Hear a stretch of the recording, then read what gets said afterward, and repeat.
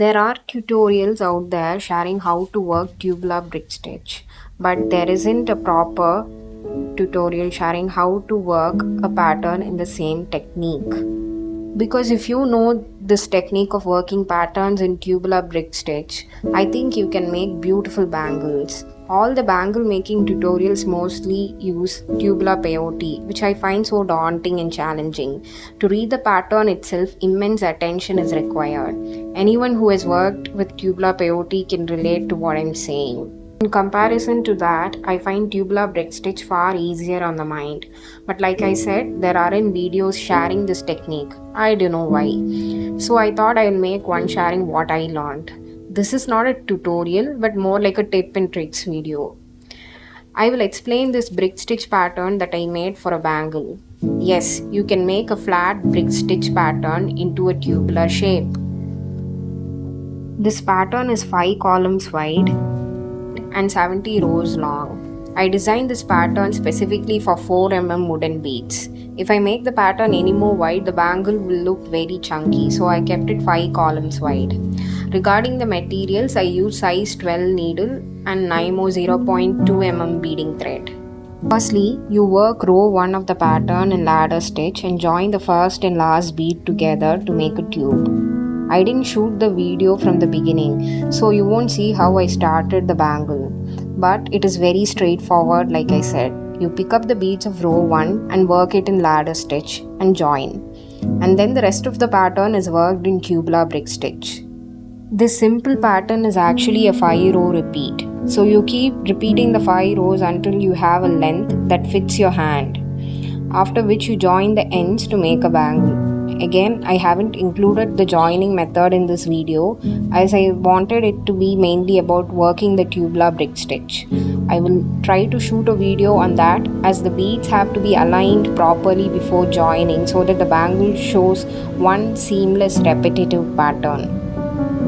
The pattern shows up to row 70, but I actually worked only till row 60 as at this point it fit my hand correctly.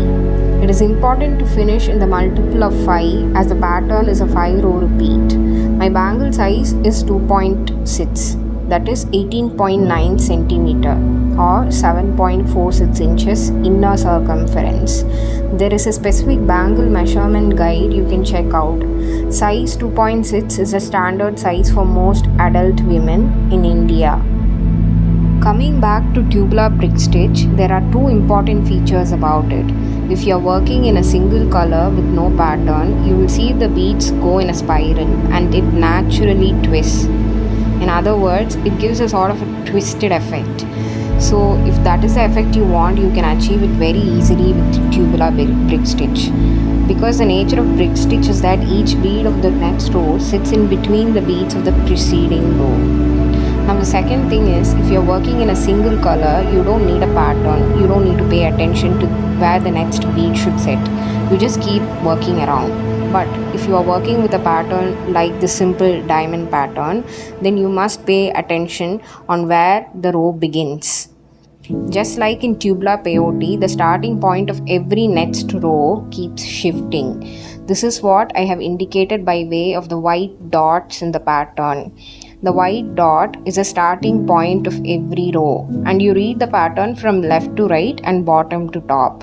So the first row is worked in ladder stitch and it goes like this: 1, 2, 3, 4, 5, and the bead colors are red, yellow, red, red, red, because the white dot which denotes the starting point is on column 1. From row 2 onwards, you work in brick stitch, and the pattern for row 2 goes like this: 5, 1, 2, 3, 4, and the bead colors are red, yellow, yellow, red, red, because the white dot which denotes the starting point is on column 5. For row 3, you have to read the pattern like this: 5, 1, 2, 3, 4, and the bead colors are red, yellow, red, because the white dot which denotes the starting point is on column 5. For row 4, you have to read the pattern like this: 4, 5, 1, 2, 3, and the bead colors are red, red, yellow, yellow, red, because the white dot which denotes the starting point is on column 4. For row 5, the pattern goes like this: 4, 5, 1, 2, 3, and the bead colors are red, red, red, yellow, red, because the white dot which denotes a starting point is on column 4. So essentially the starting point remains in the same column for 2 rows. Now I will show how I have worked with this pattern from row 27 to row 31. That is, the pattern repeats 2, 3, 4, 5, 1. I had already worked the pattern up to row 26 when it occurred to me that I should make a video. The last thing I want to mention is that when you work the brick stitch, you pick up one bead as against the 2 beads that you would normally see in some videos sharing tubular brick stitch technique. This is fine if you are not following a pattern and you're working in a single color. But when it comes to a pattern, if you pick 2 beads at the start of a row, it gets even crazier to figure out the bead placement of the next row. I won't even try to figure that one out for now. So the downside to picking up one bead is that the thread will show on the side. This is a great drawback if you are a perfectionist, but the thread actually gets hidden when you complete a row and join the first and last bead together. Even in herringbone stitch, the thread shows outside when you start the next row. So in some techniques you have got to make some compromises. I am just a beginner beader. I would be glad to learn a better technique if someone can show me that. So here comes the video. Please ask any doubts you've got in the comment section. I'll try my best to answer it.